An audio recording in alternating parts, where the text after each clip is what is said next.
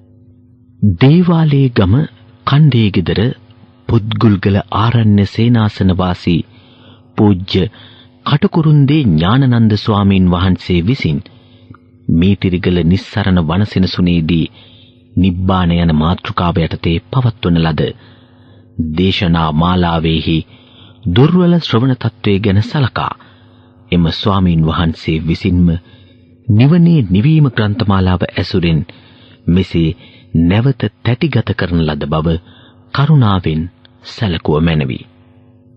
නමෝ තස්ස භගවතු අරහතෝ සම්මා සම්බුද්දස්ස නමෝ තස්ස භගවතු අරහතෝ සම්මා සම්බුද්දස්ස නමෝ තස්ස භගවතු අරහතෝ සම්මා සම්බුද්දස්ස ඒතං සන්තං ඒතං පනීතං සදිදං සබ්බ සංඛාර සමතෝ සබ්බෝපධිපටි නිස්සග්ගෝ තණ්හක්ඛයෝ විරාගෝ නිරෝධෝ නිබ්බාන. මේ ශාන්තය මේ ප්‍රණීතය නම් සියලු සංස්කාරයන්ගේ සංසිඳීම, සියලු උපදීන් අතහැර දැමීම, තණ්හාව ක්ෂය කිරීම, නොයල්ම නම් වූ විරාගය, නැවැත්ම නම් වූ නිරෝධය, නිවීම නම් වූ නිබ්බානය. අතිපූජනීය මහෝපාධ්‍යාය මාහිමිපාණන් වහන්සේ ප්‍රධාන ගරුතර යෝගාවචර මහා සංඝරත්නයේ අවසරයි නිබ්බාන යන මාතෘකාව යටතේ පවත්වනු ලබන දේශනා මාලාවේ 20 වෙනි දේශනයයි මේ. සම්ප්‍රායික නම් වූ මරණයන් මතු තත්ත්වය පිළිබඳව දිට්ඨ ධම්මික වශයෙන් මේ ජීවිතයේදීම ප්‍රත්‍යක්ෂ දැනුමක් ලබාගත හැකි වීම නිර්වාණාභෝධය පිළිබඳ ආශ්චර්යවත් ධර්මතාවක් හැටියට අපි පසුගිය දේශනාවේදී විස්තර කළා. දිට්ඨේව ධම්මේ සයන් අභිඤ්ඤා සච්චිකත්වා දිටු දැමීහිම ස්වකීය අභිඥාවෙන් සාක්ෂාත් කොට යන පාඨය නිතරම සූත්‍ර දේශනාවල සඳහන් වෙන්නේ මේ මරණින් මතු තත්වය ගැන සියසින් පුවක් මෙන් විමුක්ත පුද්ගලයාට සාහිතික විය හැකි නිසා. නතිදානි පුනබ්භවෝ දැන් ඉතින් නැවත භවයක් නැත. කීනා ජාති උපත ක්ෂේවිය දැනි උදාන පාඨ ප්‍රීති වාක්‍ය ප්‍රකාශ කිරීමට බුදුරජාණන් වහන්සේටත් රහතන් වහන්සේලාටත් හැකි වුණේ භව නිරෝධයේ ප්‍රත්‍යක්ෂයෙන්ම මේ ජීවිතයේදී දැනගත හැකි වීම නිසා. මේ ප්‍රත්‍යක්ෂය තුලින් උන්වහන්සේලා සීල වේදිතයන්ගේ සිසිල් වීම නම් වූ එක්තරා අවේදිත සුඛයක් අත්දකිනවා. ඒක නිසා තමයි නිවන අවේදිත සුඛයක් හැටියට හඳුන්වන්නේ. ජීවිතයේ කෙලවර මරණ අවස්ථාවේ ලැබෙන විට මේ රහතන් වහන්සේලා මේ විමුක්ත පුද්ගලයන් මරණ වේදනාව හමුවේ පවන් නොසැලෙන අකුප්පා චේතෝ විමුක්තිය ඉදිරිපත් කර ගැනීමෙන් මරණයට කලින්ම අමරණීය වෙනවා. මරණයෙන් පසුව නොවේ. මේ අකුප්පා චේතෝ විමුක්තිය ගැන බොහෝ අවස්ථාවල බුදු පියාණන් වහන්සේ ඊ타මත්ම උත්කෘෂ්ඨාන්දමින් වර්ණනා කරලා තියෙනවා. ඊ타මත් උතුම් සැපේ හැටියට, උතුම් ඥානීය හැටියට, උතුම් ණය නැති බව හැටියට විස්තර කරලා තියෙනවා. ඉදසන් වශයෙන් කියතොත් අංගුත්තර නිකායේ චක්කනිපාතයේ ධම්මික වග්ගයන ගාථා දෙක. තස්ස සම්මා විමුක්තස්ස ඥානං වේ හෝති තාදිනෝ අකුප්පාමේ විමුක්තිති භව සංයෝජනක්ඛේ. ඒතං කෝ පරමං ඥානං ඒතං සුඛමනුත්තරං අශෝකං විරජං khේමං ඒතං ආනන්‍ය මුත්තරං.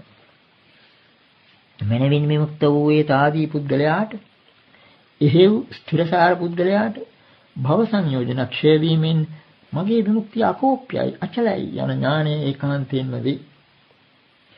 ඒතං කෝ පරමං ඥානං මේ පරම ඥානයයි මේ උතුම් ඥානයයි. ඒතං සුඛමනුත්තරං මේ අනුත්තර සැපයයි. අශෝකං විරජං khේමං නිශෝකී වූ කෙලෙස් රජ රහිත වූ ආරක්ෂා සහිත වූ මේ தත්ත්වය ඒතං ආනන්‍ය මුත්තමං උතුම් වූ ණය නැති බවයි. මේ ණය නැති බව කියන්නේ සාමාන්‍යයෙන් රහතන් වහන්සේලා ණය නැති බව ප්‍රකාශ කරනවා සමහර අවස්ථාවල සිව්පස පරිභෝගය සම්බන්ධයෙන්. සිව්පස පරිභෝගය සම්බන්ධයෙන් ණය නැති බවකුත් තියෙනවා. නමුත් ඒක නෙවෙයි මෙතන කියන්නේ. භූතෙන් වල නිවනටම උපපදයක් හැටියට නිවනම හඳුන්වන වචනයක් හැටියට යොදනවා ආනන්‍ය කියන වචනය. ඒකට හේතුව මුළු මහත් සංසාරයේම එකම ණයක්. කවදාවත් ගෙවන නිම කරන්න බැරි විදියෙන් ණයක්. පොලී සහිතව, ගිනි පොලී සහිතව ගෙවන්න වෙන විදියෙන් ණයක්. ඒ කියන්නේ කර්මයක් කර්ම විපාකයක් ගැන සැලකලා බලනකොට කවදාවත් ගෙවල ඉවර කරන්න බැරි නායක්. ඒ නයින් පවා මේ රහතන් වහන්සේලා විමුක්ත වෙනවා. කර්මක්ෂය කිරීම. කර්ම බීජ ක්ෂය කිරීම. ඒ වගේම මේ ජීවිතයෙන් එහාට කර්ම විපාක ඵල දීමට ඉඩ නොතැබීම.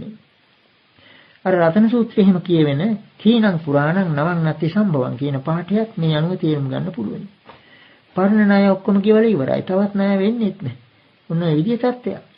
එතකොට මෙන්න මේ අකුප්පා චේතෝ විමුක්තියේ විශිෂ්ටත්වයයි මේනොත් ප්‍රකාශ කෙරෙන්නේ. සාමාන්‍යයෙන් ලෝකයේ කෙනෙකුට හිතන්න බැරි විදිහේ ඥානයක්. මරණින් මතු තත්ත්වය ප්‍රත්‍යක්ෂ වශයෙන් දැකීම.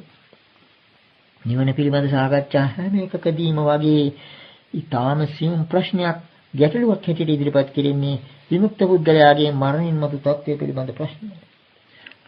මේ ප්‍රශ්නයට බුදුරජාණන් වහන්සේ දුන්න කෙටි පිළිතුරක් අපි ගියවර දේශනාවේදී දැක්ුවා. උදාන පාළිය අවසාන වන අවසාන ගාථාදිට. ඊටමත් විශිෂ්ට අන්දමින්මයි ඒ උදාන ගාථා ප්‍රීති වාක්‍ය පිළිබඳ සංග්‍රහය ඒ ධර්ම ග්‍රන්ථයේ කෙලවර වෙන්නේ. ඒ අවසාන ගාථා දෙක අපි නැවතත් මතක් කරගනිමු. අයෝඝනහතස්සේව ජලතෝ ජාත වේදසෝ අනුපුබ්බූපසන්තස්ස යථාන ඥායතේ ගති. එවං සම්මා විමුක්තානං කාම බන්ධෝගතාරිණං පඤ්ඤාපේතුං ගති නත්ථි පත්තානං අචලං සුඛං. රත්තු ඝන යකඩ පිඬක් මෙන් දැල්වෙන ගින්නක් ක්‍රමයෙන් නිමී ගිය පසු එය ගිය අතක් දැකගත නොහැකි වේද. එසේම කාම බන්ධන නැමැති සැඬ පහරින් එතරව මනමින් විමුක්ත වූ අචල සුඛයටපත් වූවන් ගිය අතක් පෙන්눔 කළ නොහැකි. මේ අවසාන පද දෙක විශේෂයෙන්ම වැදගත්. පඤ්ඤාපේතුං ගති නත්ථි පත්තානං අචලං සුඛං. අචල සුඛයටපත් වූවන්ගේ ගතිය, ගිය මඟ, ගිය පාර පැනවිය නොහැකි. අචල සුඛය හැටියට මෙතන හඳුන්වලා තියෙන්නේ අර කියා අකුප්පා චේතෝ විමුක්තියමයි. අකුප්ප කියන්නේ අකෝප්‍ය කුපිත නොවන නොසෙල් වෙන. එතකොට මේ පදයෙන් හොඳටම පැහැදිලිව කියවෙන්නේ ඒකේ නියමාර්ථය මරණින් මතු එසේ විමුක්ත වූ රහතන් වහන්සේලාගේ ගිය හතක් දක්වන්නට බෑ. හරියට අර ගින්නක් ගිනි දැල්ලක් වගේ. ගිනි දැල්ලක් හැටියට පේනකොට මේක ඝන සංඥාව අනුව හරියටම ඇති දෙයක් හැටියටයි හංගින්නේ. නමුත් ඒ බඳු ඒ ගිනි දැල්ල පවා දර නැති වීමෙන් නිවි ගියාට පස්සේ ගිය දිශාවක් අහවල් දිශාවට ගියයි කියලා කියන්න බෑ. අන්න ඒ වගේම ගිය දිශාවක් ගිය අතක් දැක්විය නොහැකිය කියන අර්ථයයි කියන එකයි මෙන්න මේ පඤ්ඤාපේතුං ගති නැති කියන එකේ අදහස. අර්ථය මෙහෙම වුණත් බොහොම දෙනෙක් උත්සාහ කරනවා මීට වඩා වෙනස් අර්ථයක් මේන් මතු කරගන්න. පඤ්ඤාපේතුං ගති නැති කියන එකේ මේ ගති කියන වචනය අනුව සමහර කෙනෙක් කල්පනා කරනවා අටුවාචාරින් වහන්සේලා පවා ඇතැම් අවස්ථාවල පෙන්눔 කළ හැකි ගති විශේෂයකට උත්පත්ති විශේෂයකට නොපැමිණෙන නමුත් විස්තර කරන්න බැරි කියලා දෙන්න බැරි යම් කිසි තැනකට රහතන් වහන්සේලා යනවා කිය. උච්ඡේදවාදයට බයනුයි මේ විදිහ අදහසක් ඉදිරිපත් කරන්නේ. මේක මේ අටුවාවල තිබෙන බවට හොඳ නිදසුනක් තමයි. ධම්මපදට්ඨ කතාවේ කෝධ වගේ එක්තරා ගාථාවකට අටුවා දීමේදීත් ඒ වගේ අදහසක් දීනවා. අහිංසකා යේමුනයෝ නිච්ඡං කායේන සංඋතා තේයන්ති අච්චුතං ඨානං යත්ථ ගන්්වා නසෝචරි. කයින් නිතර සංවර වූ ඒ අහිංසක මුනිවරු යම් තැනකට ගොස් ශෝක නොකෙරෙද්ද එබඳු ඒ අච්චුත තැනට ඒ කියන්නේ ගිලිහි නොයන තැනට යත් පත්‍යෙත් කියන එක. මෙතෙන්දි මේ අච්චුතං කියන වචනේ තෝරන්නේ සස්සතං කියලා. ශාශ්වත තත්වයට යනවා. යන්ති කියලා යන බවක් මෙතන කියවෙන නිසා කල්පනා කරන්නට මේ කියන අච්චුත තත්වය අචල තත්වයේ මරණින් මතු ලබන එකක් හැටියට. නමුත් අපි දැන් ප්‍රකාශ කළ කාරණේට තවත් සාධකයක් අපිට දක්වන්න පුළුවන්. සුත්ත නිපාතේ පාරායන වර්ගයේ හේමක මානව පුච්ඡාය. එතන කියවෙනවා මොකක්ද මේ අච්චුත පදේ කියන එක පැහැදිලිව. ඉද දිට්ඨ සුත මුත විඤ්ඤාතේසු පිය රූපේසු හේමක චන්දරාග විනෝදනං නිබ්බාන පදමච්චුත. හේමක මෙලොවම මේ දිට්ඨ සුත මුත විඤ්ඤාත දුටු ඇසු දැනුණු දැනගත් කියන ඒ ඉන්ද්‍රිය ආරම්මන පිළිබඳව ප්‍රිය ස්වરૂප වූ බඳු දේවල් පිළිබඳව චන්දරාගය පහ කිරීමම අච්චුත නම් වූ නිර්වාණ පදය. එතකොට මේනොත් අපට පැහැදිලි වෙනවා. මරණින් මතු යම්කිසි ශාශ්වත වූ අමරණීය වූ තැනකට යනව නොවේ කියන එක. ඒ විදිහට එහෙම නොයෙකුත් දෙනා තර්කයක් ඉදිරිපත් කරන්නේ ඇත්ත වශයෙන්ම උච්ඡේද දෘෂ්ටියකට වැටෙයි කියන බය නිසා. එහෙම බයක් ඇතිවෙන්න හේතුව මොකද? භව තෘෂ්ණාවෙන් මැරුණු ලෝකයාට භව නිරෝධය පිළිබඳ දේශනාව බොහොම බයගෙන දෙන විදිය දෙයක්. මේ නිසාම තමයි මේ අටුවාචාරින් වහන්සේලා වගේ මේ කාලේ ඔය අලුතෙන් හදාගත්තු උපමා දෙකක් දක්වන්නේ. අපි එදා දවසේ මතක් කළා ඉබි උපමා, ගෙඹි උපමා ගැන. අර ජලයේ වසන මාළුවට හෝ ඉස්ගෙඩියට ගොඩබිම කුමක්ද කියලා තේරුම් ගැනීමට අවශ්‍ය වුණාම ඉබ්බගෙන් හරි ගෙම්බගෙන් හරි ඒ ගොඩබිම ගැන අසන ප්‍රශ්නෙට ඉබ්බටත් ගෙම්බටත් සිද්ධ වෙන්නේ නැත කියන්න. ඒ විදිහට බුදුරජාණන් වහන්සේත් මේ නිර්වාණ ප්‍රතිසංයුක්ත දේශනාවල නැත යන වචන රාශියක් දක්වලා තියෙනවයි කියන එකයි ඒ අයගේ තර්කය. නමුත් අපි ප්‍රකාශ කළා මේ විදිහට නොවේ ඒව තේරුම් ගත යුත්තේ කියන එක. මේ භව නිරෝධය කියන කාරණයමයි මේන් පෙන්වු කරන්නේ. බුදුරජාණන් වහන්සේ මජ්ක්‍ධිම නිකාය අලගත්තුම සූත්‍රයේ පැහැදිලිවම ප්‍රකාශ කරනවා. මා මේ භව නිරෝධය පිළිබඳව දේශනා කරන ධර්මය අහලා ඇතැම් ශ්‍රමණ බ්‍රාහ්මණීන් ඇතැම් මහාන බමුණන් මට අභූත චෝදනාවක් නගනමයි මා උච්ඡේදවාදියෙක් කියලා. සතෝ සත්තස්ස උච්ඡේදං විනාශං විභාම්පඤ්ඤපේති කියලා. එත්තා වූ සත්‍යයකගේ ඇත්ත වශයෙන් සිටින්නා වූ සත්‍යයකගේ උච්ඡේදේ විනාශය නැතිවීම පෙන්වුම් කරනවා කියලා. ඒ වගේම මේ ධර්මය අහලා ඇතැම් කෙනෙක් බොහොම ශෝකයට ක්ලාන්ත බවට පත් වෙනවයි වැළපෙනවයි. උච්චිජ්ජ සාමි නාමසු විනාශි සාමි නාමසු නසු නාම භවිස්සාමි ආදී වශයෙන් කියමින් මා උච්ඡේද වෙනවලු, මා විනාශ වෙනවලු, මා තවත් ඇතිවන්නේ නැතිලු. ඒ විදිහට ශෝක කරන බව බුදුරජාණන් වහන්සේ පැහැදිලිවම ප්‍රකාශ කළා කියලා.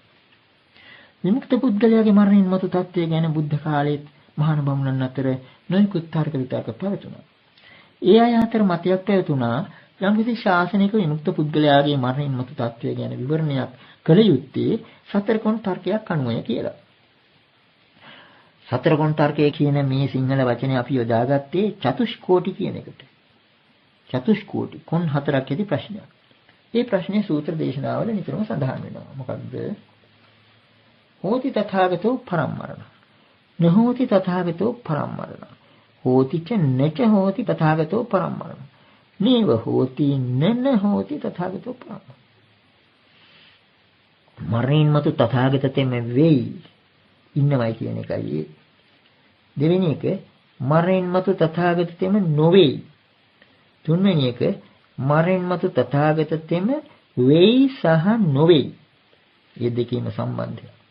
හතරවෙනි එක මරණින් මතු තථාගත තෙම වෙයිත් නොවේ. ඒ කියන්නේ අපි මේක තේරුම් ගත හැකි ආකාරයකට කිව්වොත් ඔන්න යම්කිසි ප්‍රශ්නයකට දී හැකි පිළිතුරු සමූහයමයි මේ හතර ඇතුළට කොටු කරලා තියෙන්නේ. හතරකොන් කියලා කිව්වේ ඒකයි. දැන් උභතෝ කෝටික කියන එක අපි කවුරුත් දන්නවා. මේ දෙකෙන් එකකට අහු වෙනවා කියන එක. ඒ වගේ මෙතන හතරක් හැටියටයි හතරකොන් ප්‍රශ්නයක් හැටියටයි ඉදිරිපත් කරලා තියෙන්නේ. යම්කිසි දෙයකට එක්ක ඔව් කියන්න වෙනවා. එහෙම නැත්නම් නෑ කියන්න වෙනවා. එහෙම නැත්නම් ඔව් සහ නෑ එකට එකතු කරලා කියන්න වෙනවා. එහෙමත් නැත්නම් ඔව්ත් නෑ නෑත් නෑ කියන්න වෙනවා. ඔන්න ඔය විදිහට චතුෂ්කෝටි ප්‍රශ්නයක් අනුවයි තථාගතවරයාගේ මරණින් මතු තත්ත්වය ගැන විවරණ කළ යුත්තේ කියන අදහස ඒ කාලේ මහාන බමුණන් පරිබ්‍රාජකයන් අතර තිබුණා. මෙතන මේ තථාගත යන වචනේ යොදන්නේ අපිට දැන් හුරු පුරුදු හැටියට තථාගත කියලා කියනකොටම මතක් වෙන්නේ බුදුරජාණන් වහන්සේ. නමුත් ඒ කාලේ මේ තථාගත කියන වචනය එක්තරා පාරිභාෂික ශබ්දයක් තිබුණ බවයි පේන්නේ. ඒ මහාන බමුණන් තථාගත කියන වචනය යෙදුවේ ඕනෑම ශාස්ත්‍රවරයෙකුගේ ශාසනයක උත්තම පුරිසෝ පරම පුරිසෝ පරමපත්තිපත්තෝ යනුවෙන් හැඳින්විය හැකි පුද්ගලයා පිළිබඳවයි. ඒ කියන්නේ ඒ ශාසනය ඉගැන්වීම සම්පූර්ණ කළ ඒ කෙලවර කළ උත්තම පුරුෂයා පරම තත්වයට ගිය තැනැත්තා. පරම ප්‍රාප්තියට උතුම් හැටියට සැලකෙන තත්වයට ගිය තැනැත්තා. මේ කාරණේ අපිට හොඳට පැහැදිලි වෙනවා සංයුත්ත නිකාය අව්‍යාකර සංයුත්තේ කුතුහල ශාලා සූත්‍රය.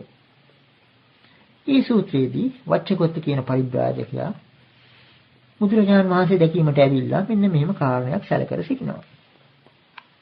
භගත් ගෞතමී පසුගිය දවස්වල කුතුහල ශාලාවේ ලොකු රැස්වීමක් තිබුණා මහාන බමුණන් පරිබ්‍රාජකයන් එකතු වෙලා. ඒ රැස්වීම පැවැත්වෙන අතරතුර එක්තරා අතුරු කතාවක් වුන් අතර පැන නැගුණා. මොකක්ද අතුරු කතාව? වුන් මෙන්න මෙහෙම ප්‍රකාශ කළා. මේ පූර්ණ කස්සප කියලා ඉන්නවා බොහොම ලොකු ශ්‍රාවක පිරිසක් ඇති. ලොකු ශ්‍රාවක පිරිසකගේ ආචාර්යවරයෙක් හැටියට ප්‍රසිද්ධ බොහෝ දෙනා විසින් හොඳයි පිළිගත්තු ශාස්ත්‍රවලු. ඒ ශාස්ත්‍රවල තමන්ගේ සාමාන්‍ය ශ්‍රාවකයන් මිය පරලොව ගියාම ඒ තැනත්ත අසවල් තැන උපන්නා, අහවල් තැන උපන්නා කියලා විවරණය කරනවා. ඒ වගේම තමගේ ශාසනය ඉහළ තත්ත්වයටපත් වූ විමුක්තිය හැටියට සැලකෙන තත්ත්වයටපත් වූ පුද්ගලයා මිය ගියාම ඔහු පිළිබඳවත් අර විදිහේ ප්‍රකාශයක් කරනවා. අසවල් තැන අන්න අතන උපන්න කියලා. පූර්ණ කස්සප කියන ශාස්ත්‍රවරයා එහෙමයි. මක්ඛලී ගෝසාල කියන ශාස්ත්‍රවරයාත් එහෙමයි. නිගණ්ඨනාථ පුත්ත කියන ශාස්ත්‍රවරයාත් එහෙමයි. සංජය බේරට්ටි පුත්ත කියන ශාස්ත්‍රවරයාත් එහෙමයි. පකුදකච්චායන කියන ශාස්ත්‍රවරයාත් එහෙමයි. අජිත කේසගම්බල කියන ශාස්ත්‍රවරයාත් එහෙමයි. මේ දෙදෙනා ගැනම පැහැදිලි ප්‍රකාශයක් කරනවා. නමුත් සමන ගෝතම කියලා මේ ඉන්න ශාස්ත්‍රවරයා ඒත් ලොකු ගුරුවර පිරිසක් ඇති බොහෝ දෙනා විසින් හොඳයි පිළිගත්තු නැත්නම් ඒ ශ්‍රමණ ගෞතමයන් අර පළවෙනි ප්‍රශ්නයට නම් පිළිතුරක් දෙනවා. කියන්නේ සාමාන්‍ය ශ්‍රාවකෙක් මිය ගියාම අසුවල තැන උපන්නා කියලා පැහැදිලිව ප්‍රකාශයක් කරනවා. නමුත් යෝපික්ඛස්ස ශාවකෝ උත්තම පුරිසෝ පරමපත්තිප්පත්තෝ තම්පි ශාවකං අබ්බතීතං කාලගතං උප්පත්තිසු න ව්‍යාකරෝති. නමුත් තමන්ගේ ශාසනය අර උත්තම තත්වයට පරම තත්වයට ගිය ශ්‍රාවකයා මිය ගියාම ඒ පිළිබඳව යම් කිසි විවරණයක් ප්‍රකාශයක් අර කියාපු චතුස්කෝටි න්‍යායනුව කෙරෙන්නේ නැහැ. අපිචකෝණං ඒවං ව්‍යාකරෝති. නමුත් ඒ වෙනුවෙන් මේ විදිහේ විවරණයක් කරනවා. අච්චචි තණ්හං වාවත්තේ සංයෝජනං සම්මා මානාභිසමය අන්තමකාසි දුක්ඛස්. චිචි තණ්හා කපාහැරිය. වාවත්තේ සංයෝජන බැමි හරවල දැම්මා. මේක හරියට කියනවා නම් වාවත්තේ කියන වචනේ තියෙන්නේ දැන් අපිට හිතා ගන්න පුළුවන් කොක්කකින් යමක් අවුනලා තියෙනවා නම් ඒ කොක්ක අනිත් පැත්තට හැරෙව්වා. අන්න ඒ වගේ තමයි. සම්මා මානාභිසමය. හොඳින්ම මානෙ තේරුම් ගැනීමෙන් මානෙ ස්වභාවය හොඳින් තේරුම් ගැනීමෙන් අන්තං ආකාශි දුක්ඛස් දුක කෙලවර කරලා කියන ඔන්න ඔය විදිහේ විවරණයකුයි දෙන්නේ. අර අපට ඕනන්ද මේ උත්තරයක් නොවේ කියලා මෙන්න මෙහෙම අතුරු කතාවක් ඒ සභාවේ පැවතුණා. මේක අහලා මේ වච්චගත තාම මේ විස්තරයයි කියන්නේ. මේක අහලා මට සැකයක් විචිකිච්ඡාවක් ඇති වුණා කොහොමද මේ ශ්‍රමණ ගෞතමයන්ගේ ධර්මය තේරුම් ගන්න කියලා. එහෙම ප්‍රකාශ කළාම බුදුරජාන් වහන්සේ කිව්වා අනං හිතේ වච්ච කංකිතුං අනං විචිකිච්ඡතුං කංකනී පනතේ ඨාණී කංකා උප්පන්න. ඒක හොඳයි වච්චයම සැකකලේ විචිකිච්ඡාවක් ඇති කරගත්තු එක සැකයක් ඇති විය යුතු තැනකයි ඔබට සැකයක් ඇති වුණේ. එහෙම ප්‍රකාශ කරලා ඔන්න ඊළඟට අර වච්චගේ සැකය දුරු කිරීමට නියම විදිහටම හේතු දක්වනවා. සෞපාදානස්ස කෝහං වච්ච උප්පත්තිං පඤ්ඤපේමි නෝ අනුපාදානස්. වච්චේ මම උපතක් දක්වා යන්නේ උපාදාන සහිත වූ ඔහුටයි. උපාදාන රහිත වූ ඔහුට නොවේ. උපාදානයේ නැති තැනත්තා පිළිබඳව මම උපතක් පෙන්වුම් කරන්නේ නැහැ. උපාදාන ඇති එක්කෙනා පිළිබඳව විතරයි මම උපතක් පෙන්වුම් කරන්නේ. ඊළඟට උපමාව දෙනවා. සයථා විවච්ච අග්ගි සෞපාදානෝ ජලති නෝ අනුපාදාන. එවමෙව කෝහං වච්චේ සෞපාදානස්ස උප්පත්තිං පඤ්ඤපේමි නෝ අනුපාදාන.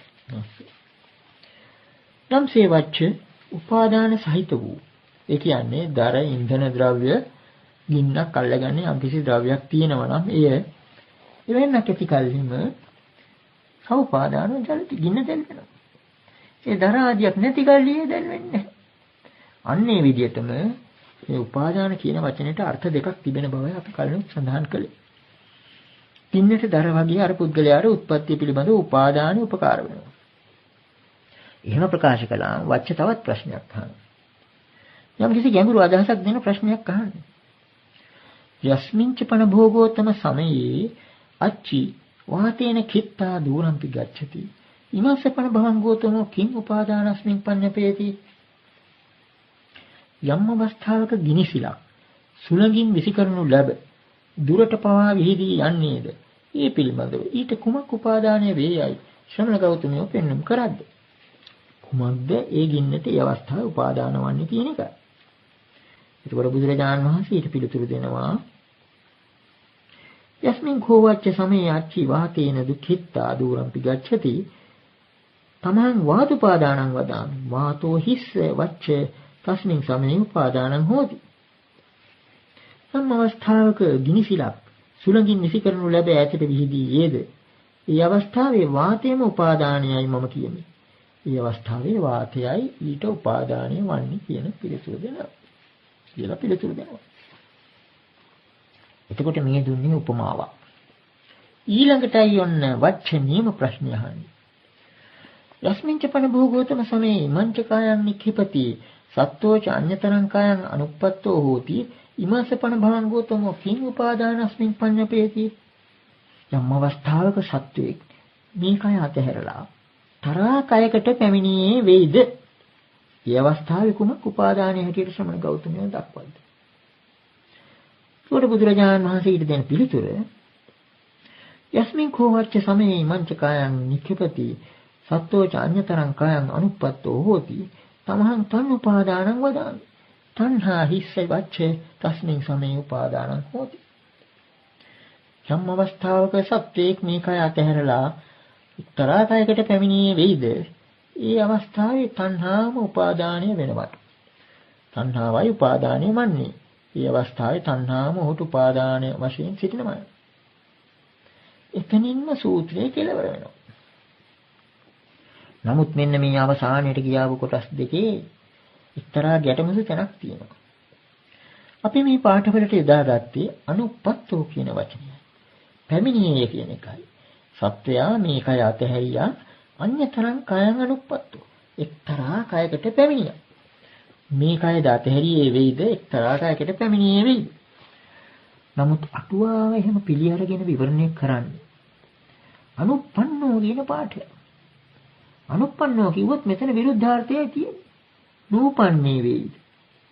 අනුප්පන්නෝ හෝති इति චුතික්ඛණේව පටිසන්ධිචිත්තස අනුප්පන්නත්ත අනුප්පන්නෝ හෝති කියලා විවරණයකුත් දෙනවා. මේ අනුප්පන්න කියන එක එතන යොදලා තියෙන්නේ මක් නිසාද කියලා අටුවාචාර්යන් වහන්සේ තෝරන්නේ සාරාත්ථප්පකාශීනි සංයුක්ත අටුවාවේ චුතික්ෂණයෙහිම පටිසන්ධිසිත නූපදින නිසා අනුප්පන්නේ. මේකයි අතහැරියා නමුත් කොහෙවත් උපන්නේත් නැහැ. එතකොට මේකට ප්‍රතිවිරුද්ධාර්ථයක් තියෙනවා. ඇතැම් ත්‍රිපිටක සංස්කාරකයන් මේ ගැන සැක කරනවා මෙතන සුද්ධ විය යුතු පාඨයක් කියලා. ඇත්ත වශයෙන් මේ සැකයේ සාධාරණ හැටියට හැඟෙන නිසා තමයි අපි මෙතන අනුපන්නෝ යන වචනේ වෙනුවට අනුපත්තෝ යන්නේ යෙදුවේ. ඒ කියන්නේ සත්‍යයා මේ කය අතහැරියා එක්තරා කයකට පැමිණියා. මේ පාඨය යොදා ගැනීමට හේතුව මොකද? අඤ්‍යතරං කියන වචනේ නිතරම යෙදෙන්නේ යම්කිසි ඇති බවක් හැඟවීමටයි. එක්තරා කියලා යොදන්නේ යම් කිසිවකින් තෝරලා ඇති බවක් හැඟවීමටයි. එහෙම නැත්නම් අඤ්ඤං කියලා යොදන්න තිබුණා. මේ කය අතහැරියා අනෙක් කයකට පැමිණියේ නැහැ කියලා කියන්න තිබුණා. නමුත් එක්තරා කියලා යෙදුවේ මේක ඇති බවක් හඟවන නිසා. එක්තරා කයකට පැමිණියේ වේද. එතකොට නිරුක්තියන්ව බැලුවත් මේ අඤ්‍යතරං කියන වචනය අනු අපට ගන්න වෙන්නේ අනුපන්නෝ කියන පාඨය නොවේ අනුපත්තෝ කියන පාඨය. සත්‍යයා මේ කය බහා තබනවා අතාරිනවා එක්තරා කයකට පැමිණෙනවා.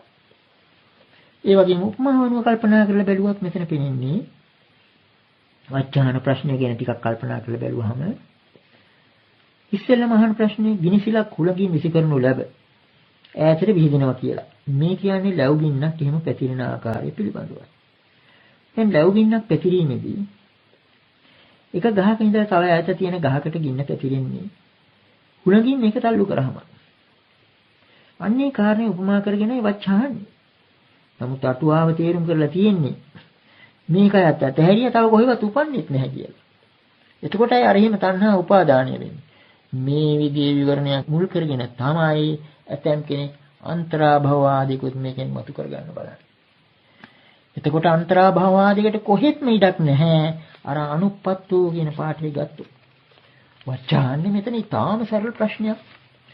කෙනෙක් මේ කය අතහැරලා තව කයක උපදිනකොට මේ පරතරය කොහොමද පිය වෙන්නේ කියන එක. බුදුරජාණන් වහන්සේ අර දෙන උපමාවක් කින්නක් එක ගහකින් අනිත් ගහකට පැතිරීමේදී වාතයේ උපාදානීය වෙන්නා වාගේ මේ තණ්හා මරණ අවස්ථාවේදී ඉදිරිපත් වුණාම එක කයක් අනිත් කයක් එක්ක සම්බන්ධ වෙනවා. අන්න ඒ නිසාම තමයි තණ්හාවට භව නෙත්ති කියලා කියන්නේ. භව නෙත්ති. නෙත්ති කියලා කියන්නේ නිරායාම. ඉදිරියට නිරායන ගතියක් මේ තණ්හාවේ තියෙනවා. නැති කියන වචනේ යොදනවා තණ්හාවට. භව නෙත්ති කියලා යොදනවා. එතකොට මෙතන මේ කියවෙන්නේ නැවත ඉපදීමේදී මේ කයත් ඊළඟ කයත් අතර පරතරය පියවෙන්නේ මෙන්න මේ තණ්හාවෙන් බව. තණ්හාම උපාදාන වශයෙන් සිටිනවා. තණ්හාම දර ඉන්ධන ද්‍රව්‍ය වශයෙන් සිටිනවායි. එක තැනකින් තව තැනක ඉපදීමේදී කියන එකයි. ඒ කාරණේ අපිට මෙතනින් තේරුම් ගන්න වෙන්නේ. කොයි හැටියෝ ඒවා මෙන්න මේ කුතුහල ශාලාවේ කරන සාකච්ඡාවෙන් අපට පේනවා මේ ශාසන විමුක්ත පුද්ගලයාගේ මරණින් මතු තත්ත්වය සම්බන්ධයෙන් අනිකුත් ශාස්ත්‍රවරු වගේ බුදුරජාන් වහන්සේ පැහැදිලි ප්‍රකාශයක් නොකීම මේ මහාන බමුණන්ගේ කුතුහලයට හේතු වුණ බව. ඒ නිසා යෝන් මේ ගැන දිගින් දිගටම කතා කළේ. බුදුරජාණන් වහන්සේ මෙතෙන්දි කිසිවක් නොකිය හිටියේ නොවේ. යම් කිසි 아무තු විවරණයක් දුන්නා. ඒකයි අර වච්චකියාව වෘත්තියත් සඳහන් වෙන්නේ. බුදුරජාණන් වහන්සේ දුන්න විවරණය අර සතර කොන් ප්‍රශ්නයන් වගේ විවරණයක් නෙවෙයි. 아무තුම විවරණයක්. අච්චචිතං වාවති සංයෝජනං සම්මා මානාභි සමය අන්තමකාරී දුක්ඛ. තණ්හා කපා හැරියා. භව කොකු භවයට සම්බන්ධ වුණු කොකු අනිත් පැත්තට හැරෙව්වා. මානෙ හරියට තේරුම් ගැනීමෙන් දුක කෙලවර. කියන අන්නේ විවරණයයි දුන්නේ. ඒකයි එතකොට නියම උත්තරේ. අර හතර කොනෙන් එකක්වත් නෙවෙයි. මෙන්න මේ කාරණේ ඉතාමත්ම වැදගත් දෙයක් වෙනවා. මොකද භවනෙත්ති කියන මේ තණ්හාව කපා හැරීම, සිඳ දැමීම. තණ්හාව කපා හැරීමෙන් වෙන්නේ භවය යා කරන සංයෝජන ක්‍රියා විරහිත වීම. කොකු ආපස්සට හැරෙව්වා වගේ. භව සංයෝජන ක්ෂය කියලා කියන්නේත් ඒකයි. ඊළඟට තවත් හොඳ අදහසක් කියවෙනවා මෙතන. සම්මා මානාභිසමය. මේ අස්මිමානී යථා ස්වභාවය තේරෙන්නේ අවිද්‍යාව ඉවත් වීම හා සමගයි. මානෙ හරියට තේරුම් ගත්තාම මානෙ එතනම ඉවරයි. හරියට අඳුර තියෙන තැනකට ලාම්පුවක් අරන් ගියා වගේ. එතකොට සම්මා මානාභිසමය. මානෙ හරියට තේරුම් ගැනීමෙන්ම අන්තමකාරී දුක්ඛ. දුක පිළිබඳ ප්‍රශ්නයක් නේ තිබුණේ. දුකයි කියලා වරුනේ. එච්චරයි කියන්න තියෙන්නේ කියන එක. මේනොත් අපිට වැදගත් කාරණා රාශියක් පිළි වෙනවා.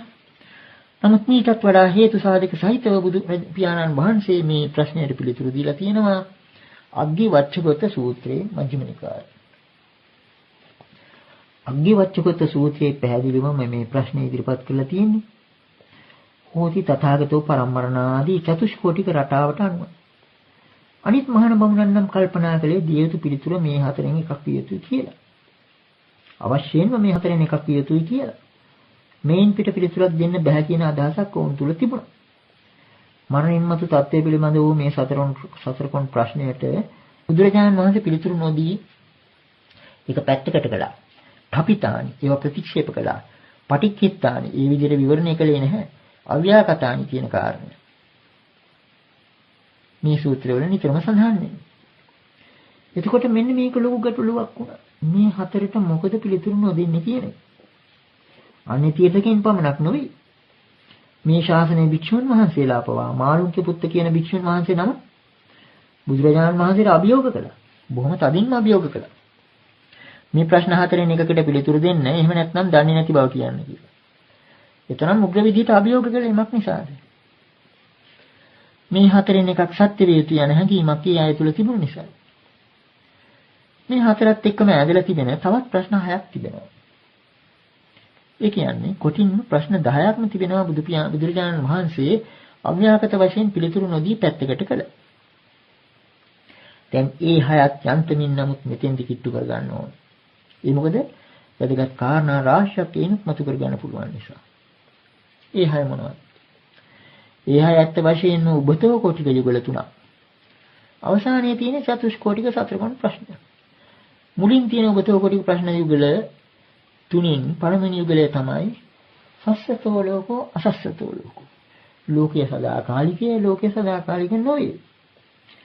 දෙවෙනි යුගලය අන්තවා ලෝකෝ අනන්තවා ලෝකෝ. ලෝකයේ කෙලවරක් සහිතය ලෝකයේ කෙලවරක් රහිතය. ඊළඟ යුගලය තං ජීවං තං ශරීරං අඤ්ඤං ජීවං අඤ්ඤං ශරීරං. ජීවියත් ශරීරයත් එකක් නෙය. ජීවය එකක්කේ ශරීරය අනිකක්. එතන ජීව කියලා යොදලා තියෙන්නේ ආත්මය කියන අදහසින්. එතකොට වඩා තේරෙන භාෂාවෙන් කිව්වොත් ආත්මයත් ශරීරයත් එකක් කිය ආත්මය එකකේ ශරීරය අනික. ඒ කියන්නේ මේ දෙක වෙනස් එකිනෙකට වෙනස් කියන එකයි. ඔන්න ඔය විදිහේ උපතෝකටික ප්‍රශ්න 6කුත් චතුෂ්කෝටික ප්‍රශ්න 4කුත් අව්‍යාකාර ප්‍රශ්න 9න් හඳුන්වනවා. සමහර විට පසේනදී කොසල් රජ වෙන්නේ රජවරු. ඒ වගේම අන්නේ තීර්ථක ශ්‍රමණ බ්‍රාහ්මණිනුත් අසනවා මේ ප්‍රශ්න 10. මේ ප්‍රශ්න 10ට පිළිතුරු ලබා ගන්න උගක් දෙනෙක් උත්සාහ කරනවා. එතකොට මේවට පිළිතුරු නොදීමට හේතු නොදුන්නේ මක් නිසාද කියන එක මේ කාරණාවේ යට බොහොම වටිනා ගැඹුරු ධර්ම කාරණා රාශියක් සංගිලා තිබෙනවා.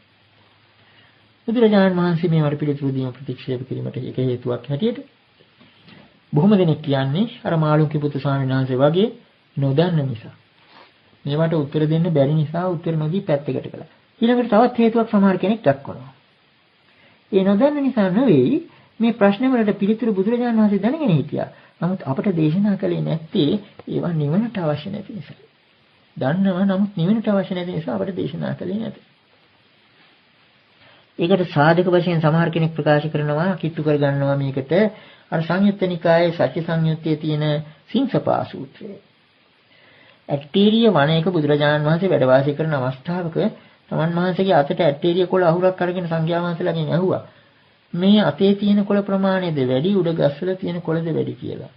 සංඝයා වහන්සේලා ප්‍රකාශ කළා අතේ තියෙන කොළ බොහොම ටිකයි ඉහළ ගස්වලයි වැඩිපුර කොළ තියෙන්නේ. ඊළඟට බුදුරජාණන් වහන්සේ මෙන්න මෙහෙම ප්‍රකාශයක් කළා. එවනේව කෝ භික්ඛවේ තදේව බහුතරං යංගෝ මයා අභිඥාය අනක්ඛාතං අපමත්තං අක්ඛාතං. එසේම මහණෙනි මේම වැඩි දෙය. මොකක්ද? මා අභිඥාවෙන් දැනගත් නමුත් ප්‍රකාශ නොකළ කරුණිය වැඩි. අර ගස්වල තියෙන කොළ වගේ. අපමත්තකං අක්ඛාතං. අභිඥාවෙන් දැනගෙන ප්‍රකාශ කළ ඊටම ටිකයි අතේ තියෙන කොළ වගේ. මේ උපමාවනුව අපි තේරුම් ගන්න ගියොත් අපිට කියන්න වෙනවා මේ ප්‍රශ්න 10ට පිළිතුරු දෙන්න පුළුවන්. මේ ප්‍රශ්න හරි. ඒවා අපිට නොකියුවේ අර වැඩිහිටියෙක් කුඩා දරුවෙකුට නොකියන දේවල් වගේ. යම් කිසි රහසක් නිසා. නමුත් මේකත් නෙවෙයි හේතුව. මේ 10 නිවනට අදාළ නොවන බව නම් ඇත්ත. නමුත් තවත් හේතුවක් තියෙනවා. මේ ප්‍රශ්න 10ම යම් කිසි මිත්‍යා පදනමක් උඩයි ගොඩනැගිලා තියෙනවා. යම් කිසි මිත්‍යා දෘෂ්ටියක් අනුව ඇති වුණු නිගමන 10ක් මෙතන තියෙනවා. මේවට උත්තර දුන්නොත් මේ මිත්‍යා පදනම පිළිගත්තා වෙනවා. මිත්‍යා දෘෂ්ටියට අහුණා වෙනවා. උත්තර දෙන තැනත්තා කොටු කරන විදිහේ ක්‍රමයක් මේ ප්‍රශ්නවල තිබෙනවා. ඒක නිසා තමයි අර ඔබතෝකොටික චතුෂ්කෝටික වශයෙන් දෙකොන් සතරකොන් වශයෙන් මේ ප්‍රශ්න ඉදිරිපත් වෙලා තියෙන්නේ. මේවට බුදුරජාණන් වහන්සේ අහුුනේ නැහැ. ඒකයි හේතුව. මේක අපි තවත් ටිකක් විමසලා බැලුවොත් පළවෙනි ප්‍රශ්න යුගලය සසතෝ ලෝකෝ අසසතෝ ලෝකෝ. ලෝකයේ සදාකාලිකය එහෙම නැත්නම් ලෝකයේ සදාකාලික නොවේ. මෙතනින් කියවෙන්නේ ලෝකයේ කාලය අනුව විග්‍රහ කිරීම. ඊළඟ යුගලය අන්තකා ලෝකෝ අනන්තවා ලෝකෝ. ලෝකයේ කෙලවරක් ඇත ලෝකයේ කෙලවරක් නැත. මේ ප්‍රශ්න යුගල දෙක කියන්නේ මේ මුල් ප්‍රශ්න 4 ලෝකයේ පිළිබඳවයි. මේවට බුදුරජාණන් වහන්සේ පිළිතුරු නොදුන්නේ මක් නිසාද කියලා අපි ටිකක් විමසලා බලමු. මේ ශාසනයේ ලෝකයේ කියන වචනයට අමුතුම හැඳින්වීමක් දීලා තියෙනවා. අරියස්ස විනේ. දැන් බොහෝ අවස්ථාවල මේ බුද්ධ ශාසනයට අදාළ හැටියට යම්කිසි වචනයකට නිර්වචනය සපයනකොට ඒ හඳුන්වන ආකාරය ඉදිරිපත් කරනකොට බුදුරජාණන් වහන්සේ අරියස්ස විනේ කියලා දක්වනවා. අරියස්ස විනේ ලෝකෝ. ඒක ආර්ය ව්‍යවහාරයට අනුව එහෙම නැත්නම් ආර්ය ශික්ෂණයට අනුව ලෝකය හඳුන්වන්නේ අර සාමාන්‍ය ලෝකයා ලෝකය හඳුන්වන විදිහට නොවේ. ආර්ය ව්‍යවහාරයට අනුව ලෝකය හටගත්තේ සලආයතනයේ බව අපි කලින් අවස්ථාවකත් ප්‍රකාශ කළා.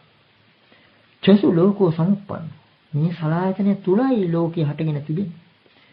මේ සලආයතනයම ලෝකයයි. මේ කාරණේ කොයිතරම් වැදගත්ද කියතොත් සලආයතන සංයුත්තේ සූත්‍ර රාශියක් තිබෙනවා. භික්ෂුන් වහන්සේලා ඉදිරිපත් වෙලා බුදුරජාණන් වහන්සේගෙන් අහනවා මේ ලෝකය කියලා හැමෝම කියනවා. මොකක්ද මේ ලෝකය කියලා කියන්නේ? අපි කීපයක් විතරක් මෙතෙන්දී එළියට ගනිමු. සමිද්ධි සූත්‍රයේ සමිද්ධි ස්වාමීන් වහන්සේ අහනවා ලෝකෝ ලෝකෝති භන්ති බුච්චති කිත්තාවතානුකෝ භන්ති ලෝකෝ වාලස්ස ලෝකපඤ්ඤත්තිවා. ස්වාමීනි ලෝකයේ ලෝකයේ කියලා කියනවා. කෙතකින් ලෝකයක් හෝ ලෝක ප්‍රඥප්තියක් හෝ වේද? මෙහෙම ඇසුවාම බුදුරජාන් වහන්සේ ඊට පිළිතුරු දෙනවා. යත්තකෝ සමිද්ධි අත්ථි චක්ඛු අත්ථි රූපා අත්ථි චක්ඛු විඥානං අත්ථි චක්ඛු විඤ්ඤාතබ්බා ධම්මා අත්ථි තත්ථ ලෝකෝ වා ලෝකපඤ්ඤත්තිවා. සමිද්ධි යම් තැනක ඇසක් වේද, රූපයෝ වේද, ඇස පිළිබඳ විඥානයක් වේද, චක්කු විඥානයක් වේද, චක්කු විඥාණයෙන් දත හැකි ධර්මයෝ වේද, අන්න එතන ලෝකයක් තිබෙනවා, ලෝක ප්‍රඥාප්තියක් තිබෙනවා. ඒ විදිහටම කන, නාසය ආදී අනිකුත් ආයතන පිළිබඳව ප්‍රකාශ කරනවා. එතකොට මේ ලෝකයේ තිබෙන තැනයි බුදුරජාණන් වහන්සේ ප්‍රකාශ කළේ. ඊළඟට ඒකෙම අනිත් පැත්ත ප්‍රකාශ කරනවා බුදුරජාණන් වහන්සේ. යත්තකෝ සමිද්ධි නත්ථි චක්ඛු නත්ථි රූපා නත්ථි චක්ඛු විඥාන නත්ථි චක්ඛු විඤ්ඤාතබ්බා ධම්ම නත්ථි තත්ථ ලෝකෝ වා ලෝකපඤ්ඤත්ති. සමිද්ධියම් තැනක ඇස හෝ රූප හෝ චක්ඛු විඥානය හෝ චක්ඛු විඥානයෙන් දතිය ධර්මයෝ හෝ විද්‍යමාන නොවේද? එතන ලෝකයක් හෝ ලෝක ප්‍රඥාවක් හෝ නැහැ. මේන් අපිට තේරුම් ගන්න පුළුවනි අර ලෝකයේ සදාකාලිකද කියලා කාලය අනුව කෙලවරක් සෙවීම. එහි අන්තයක් තියෙනවද කියලා දේශ වශයෙන් අවකාශ වශයෙන් එහි කෙලවරක් සෙවීම. එහෙම පිටින් මිත්‍යා දෘෂ්ටියක් පමණයි. මක්නිසාද? සලායතනේ තිබෙන තාක් ලෝකයක් තිබෙනවා. අන්න ඒක නිසායි බුදුරජාණන් වහන්සේ මේ ලෝකයේ පිළිබඳ ප්‍රශ්න වලට පිළිතුරු නොදුන්නේ. තවදුරටත් මේ ලෝකයේ පිළිබඳව දීප විග්‍රහ තිබෙනවා කීපයක්. අපි හැම එකක්ම නැතත් වැදගත් දෙකක් ඉදිරිපත් කරනවා. එක්තරා භික්ෂුවක් බුදුරජාණන් වහන්සේගෙන් ඉල්ලනවා ලෝකයේ පිළිබඳ නිර්වචනයක්, හැඳින්වීම. ලෝකෝ ලෝකෝති භන්තේ උච්චති චිත්තාවතානුකෝ භන්තේ ලෝකෝති උච්චති. ස්වාමීනි ලෝකයේ ලෝකය කියලා කියනවා. කෙතකින්ද ලෝකයක් වන්නේ? බුදුරජාණන් වහන්සේ ප්‍රකාශ කරනවා. ලුජ්ජති කෝ බික්ඛු තස්මා ලෝකෝති උච්චති. කිංච ලුජ්ජති. චක්ඛු කෝ බික්ඛු ලුජ්ජති රූපා ලුජ්ජಂತಿ චක්ඛු විඥානං ලුජ්ජති චක්ඛු සම්පස්සෝ ලුජ්ජති. යම්පි දං චක්ඛු සම්පස්සපච්චය උප්පජ්ජති වේදිතං සුඛං වා දුක්ඛං වා දුක්ඛම සුඛං වා තම්පි ලුජ්ජති. ලෝක කියලා කියන්නේ ලුජ්ජති කියන අර්ථය. ලුජ්ජති කියන්නේ ලුදු වෙනවා. ඒක මේ කාලේ ව්‍යවහාරයේ නැති වචනයක්. පළුදු වෙනවා කියන වචනේ නම් තියෙනවා. නමුත් ලුදු වෙනවා කියන වචනේ ව්‍යවහාරයේ නැතිලා වගේ පෙනෙන්නේ. ලුදු වෙනවා කියලා කියන්නේ බිඳින යනවා. බුදුරජාණන් වහන්සේ සමහර අවස්ථාවලදී අලුත් නිරුක්ති දෙනවා වචනවලට. පරණ නිරුක්තිය අතහැරලා. මොකද ධර්මානුකූල නිසා. එතකොට බිඳී යනවා කියන අර්ථයෙන්ුයි ලෝකය කියලා කියන්නේ. ලුජ්ජතිති ලෝකෝ. කුමක්ද බිඳී යන්නේ? ඇස, රූපයන්, චක්කු විඥානය, චක්කු සම්පස්සේ. චක්කු සම්පස්සේ නිසා හට ගන්නා සැප දුක් ආදී සියලු වේදිතයන් මෙන්න මේ නිසා ලුජ්ජති කියන අර්ථයෙන් ලුජ්ජති කියන නිරුක්තිය අනුවයි මේ ශාසනයේ ලෝකෙ හඳුන්වන්නේ. ඊළඟට ආනන්ද ස්වාමීන් වහන්සේ අහනවා මේ ප්‍රශ්නය. ස්වාමීනි ලෝකයේ ලෝකයේ කියලා කියනවා කෙතකින්ද ලෝකයක් වන්නේ කියලා. එතකොට බුදුරජාණන් වහන්සේ ප්‍රකාශ කරනවා යං කෝ ආනන්ද පලෝක ධම්මං අයං උච්චති අරියස විනේ ලෝකෝ. ආනන්ද යමක් පලෝක ධම්මං අන්න එතන කියනවා පළුදු කියන වචනේ. යමක් පළුදු වෙන ස්වභාවයක් ඇත්තේද එය මේ ආර්ය ශික්ෂණෙහි ආර්ය ව්‍යවහාරයට අනුව ලෝකයයි කියන්නේ. කිංච ආනන්ද පලෝක ධම්මං කොහොමද ආනන්ද මේ පළුදු වෙන ස්වභාවය ඇත්තේ? චක්කුං ආනන්ද පලෝක ධම්මං රූපාලෝක ධම්මං චක්කු විඥානං පලෝක ධම්මං චක්කු සම්පස්සෝ පලෝක ධම්මෝ යම්පිදං චක්කු සම්පස්සපච්චය උප්පජ්ජති වේදිතං සුඛං වා දුක්ඛං වා දුක්ඛම සුඛං වා තම්පි පලෝක ධම්මං. එසක් පළුදු වෙනවා රූපයනුත් පළුදු වෙනවා චක්කු විඥානයත් පළුදු වෙනවා චක්කු සම්පස්සයත් පළුදු වෙනවා චක්කු සම්පස්සේ නිසා ඇති වෙන සැප දුක් නොදුක් නොසුව වේදිතේනොත් පළුදු වෙනවා. එතකොට මේින් අපිට තේරුම් ගන්න පුළුවන් යමක් නිතර පළුදු වෙනවා නම් මොහොතක් පාසා බිනි බිනි යනවා නම් එය ඒකකයක් නොවේ. එහෙම ඒකකයක් නොවන දෙයක සදාකාලිත්වයක් හෝ කෙලවරක් ඇති බවක් හෝ කියන්න බෑ. නිතරම පළුදු වෙනවා නම් හැදි හැදි බිනි බිනි යනවා නම් ඒක එකක් හැටියට ගන්නෙ කොහොමද? මේ ප්‍රශ්න වලට බුදුරජාණන් වහන්සේ පිළිතුරු දුන්නා නම් අර අන්‍යාගමිකයන් අතර තිබුණු ලෝකයේ කියන ප්‍රඥප්තිය තහවුරු වෙනවා. ඒ දෘෂ්ටිය පිළිගත්ත වෙනවා. එතකොට මේ අනුව අපට මේ මුල් ප්‍රශ්න හතරට බුදුරජාණන් වහන්සේ පිළිතුරු නොදීමේ හේතුව තේරුම් ගන්න පුළුවන්. අපි ඊළඟට බලමු. ඊළඟ ඔබතෝ කොටි ප්‍රශ්නය ගැන. තං ජීවං තං ශරීරං අඤ්ඤං ජීවං අඤ්ඤං ශරීරං. ආත්මයත් ශරීරයත් එකකී, ආත්මය එකකී, ශරීරය අනිකකී. මේ ප්‍රශ්නය වලට ඕහෝ නෑහෝ කිය යුතුමයි කියන එකයි අන්‍යාගමිකයන් අතර තිබුණ මතය වුණේ. බුදුරජාණන් වහන්සේ මේවට පිළිතුරු දුන්නා නම් ඒත් අහු වෙනවා. ඇත්ත වශයෙන්ම මේ ප්‍රශ්නය උපමා කරන්න පුළුවන් දැන් මේ කාලේ උසාවි වල එහෙම දක්ෂ නීතිඥයින් අහන ප්‍රශ්නවලට. ඒ අය සමහර විත්තිකරුවන්ගෙන් එහෙම නැත්නම් සාක්ෂිකරුවන්ගෙන් කටට වචනේ දීලා යම්කිසි ප්‍රශ්නයක් අහනවා. Tamanට ඕන කරන උත්තරේ ලබා ගැනීමට. සමහර වෙලාවට කියනවා උසාවියේ කාලය කාදමන් නැතුව ඕහෝ නෑහෝ යන කෙටි පිළිතුරක් දෙන්න කියලා. මෙන්න මේ විදිහේ ප්‍රශ්නයක් අහන විත්තිකරුවෙකුට. ඔබ දැන් මත්පැන් බීම නතර කරලාද? ඇත්ත වශයෙන්ම විත්තිකරු කවදාවත් මත්පැන් නොබිව් කෙනෙක් නම් මෙයා ඔව් කිව්වත් නෑ කිව්වත් මේ තැනත්තා ඉස්සෙල්ලා බේබද්දෙක් කියලා හිටියයි කියන එක උසාවියේ ඉදිරිය ඔප්පු වෙනවා. ඒක නිසා මේකට උත්තර දෙන්න බෑ. ඔන්න ඔය විදිහේ දෙයක් තමයි මේ ප්‍රශ්නවලත් තියෙන්නේ. ආත්මයත් ශරීරයත් එකක්මද?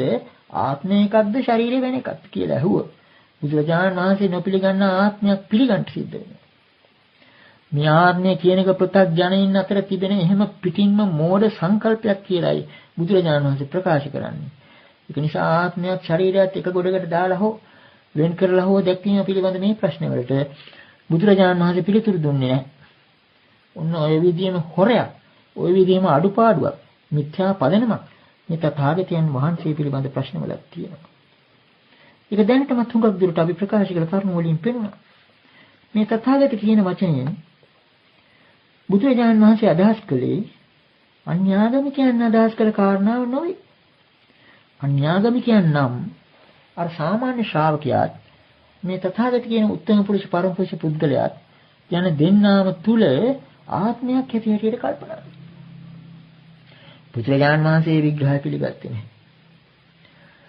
තථාගත කියන වචනයට මහ පුදුම විදිහේ ගැඹුරු සියුම් මන්දමේ අර්ථයක් බුදුරජාණන් වහන්සේ ඉදිරිපත් කරලා තියෙනවා.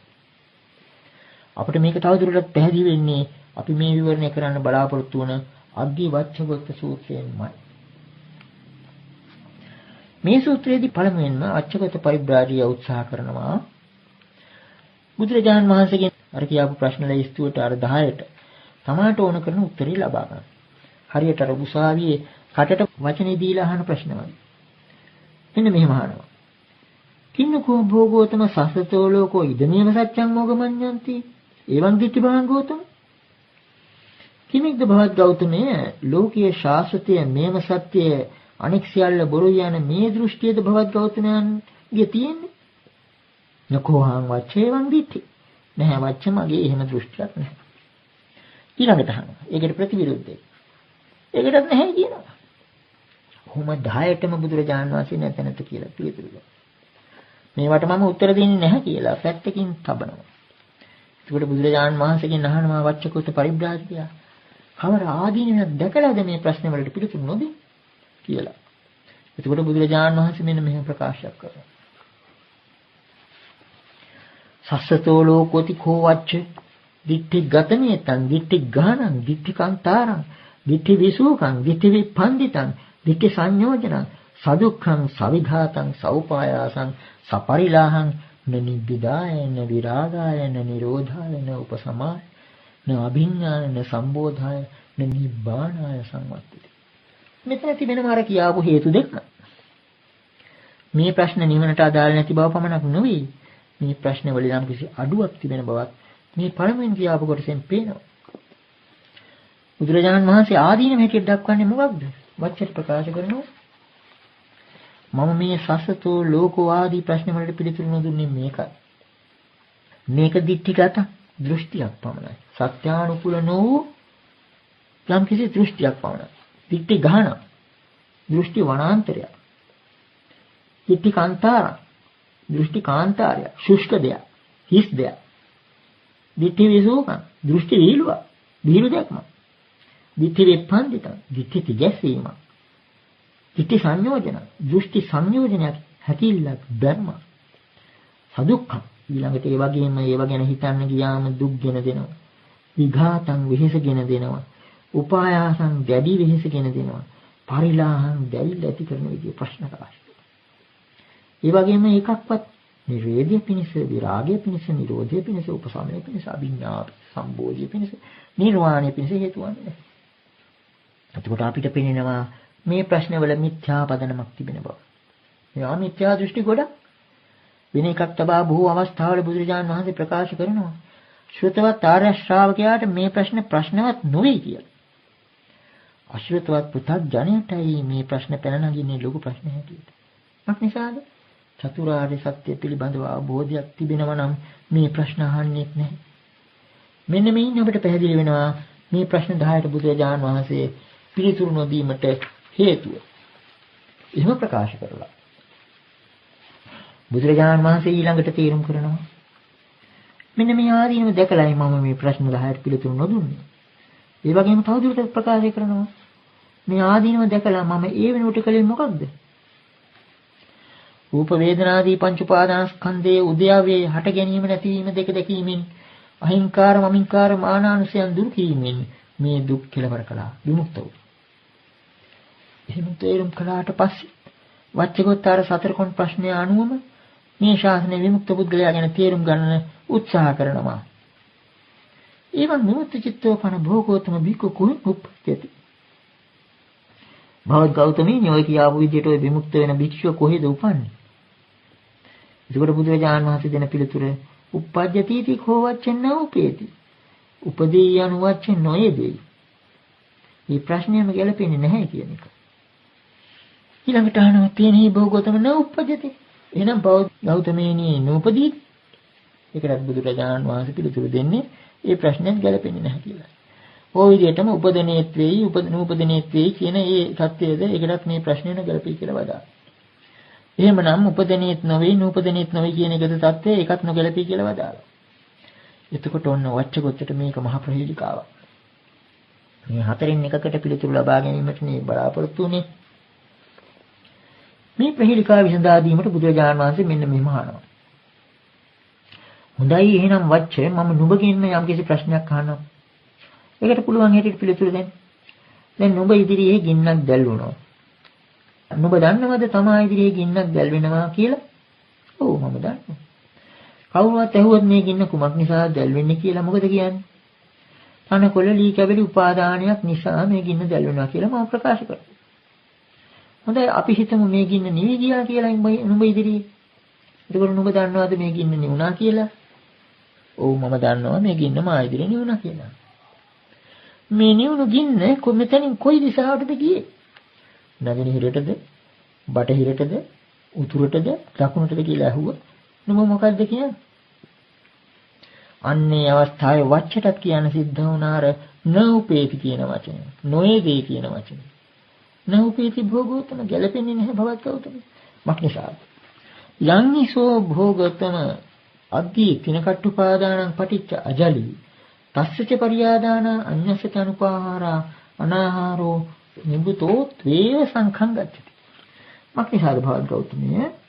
ඒ ගින්න යම් තනකොළ ලී කැබලි උපාදානයක් නිසා දැල්ුණේද ඒ වායේ අවසන් වීමෙනුත් අනෙක් දරක් නොලැබීමෙනුත් නිවුනේ යන ගණයට වැටේ. නිබ්බතෝති සංඛං ගච්ඡති. ආහාර නැතිව දර නැතිව නිවුනේ යන සංඛ්‍යාවට වැටේ. සංඛං ගච්ඡති කියන වැදගත් වචනයක් ඉතින්දි මතුවෙනවා. අපි මේක කලිනුත් සාකච්ඡා කළා. සංඛං ගච්ඡති කියන්නේ ගණන් ගනු ලැබී කියන එකයි. ගිනීමට හසු වේ කියන එකයි. ප්‍රඥප්තියට හසු වේ කියන එකයි. එතකොට නිවුනේ යන සංඛ්‍යාවට වැටේ කියලා කීමට සුසු වෙනවා. ඒ නිසා නිවිලා කොහේ ගියාද කියලා කියන්න බෑ. මක් නිසාද? නිවි ගියේ කියලා කිව්ව පමණි. ඒ නිවුනට පස්සේ තවත් කොහේවත් ගියයි කියලා හිතුවොත් ඒක අර භාෂා ව්‍යවහාරය පිළිබඳ එක්තරා විදිහක මිත්‍යා අදහසක් වෙනවා. මිත්‍යා නිගමනයක් වෙනවා. භාෂා ව්‍යවහාරයේ හරියාකාරව තේරුම් නොගැනීමක් වෙනවා. නිබ්බතෝත්වේව සංඛං ගච්ඡති. එතකොට කියන්නේ මෙන්නේ නියුණයි කියන ඒ වචනේ පමණයි. ඔන්න ඊළඟට බුදුරජාණන් වහන්සේ ප්‍රකාශ කරනවා. ඒව මේව කොහොවච්ච යේන රූපේන තථාගතං පඤ්ඤාපේමානෝ පඤ්ඤාපේය තං රූපං තථාගතස්ස පහිනං උච්චින මූලං තාලාවත්තුගතං අනභාවකතං ආයතින් අනුපාද ධම්මං රූප සංඛා විමුක්තෝ කෝ වච්ච සතාගතෝ ගම්භීරෝ අපමෙය්‍යෝ දුප්පරියෝගාහෝ සයථාපි මහා සමුද්දු uppajjati ති න උපේති න uppajjati ති න උපේති uppajjati ච නච uppajjati ති න උපේති නේව uppajjati න නුප්පජ්ජති ති න උපේති.